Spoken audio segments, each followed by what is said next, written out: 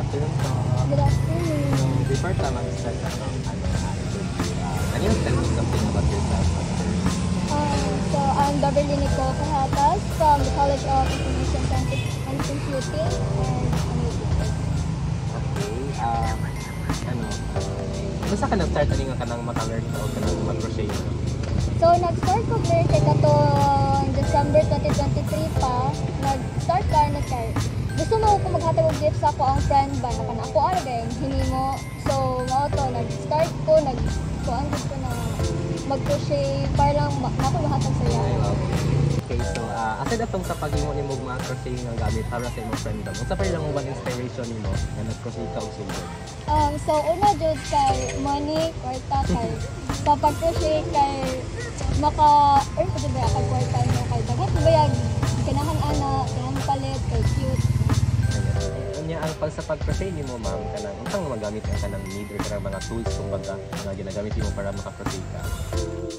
So mga need jud ana kay yarn, thread, and then mga hook like mga styles para kung saan mo gusto buhaton na kay magamit. And then kani kay for ano naman ni for plushies na migurumis like inana soft toys.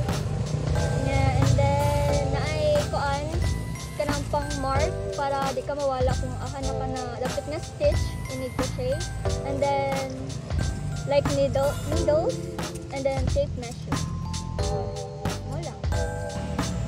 Mao din ma'am. Saka unsa po din ang mga steps nga kanang ginahimo para makasugod bitaw sa imong mga crochet nga mga artists?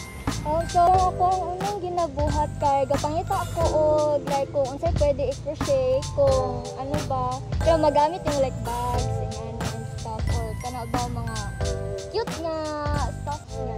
Cute nga stuff toys. And then di mo tanong kay ready na ako ang gamit akong yarns.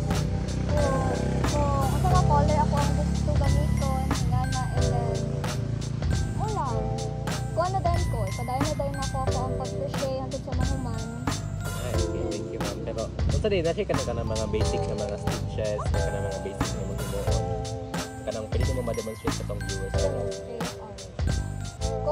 So mga basic ay like basic na himuon ni mag-crochet ko I guess single crochet.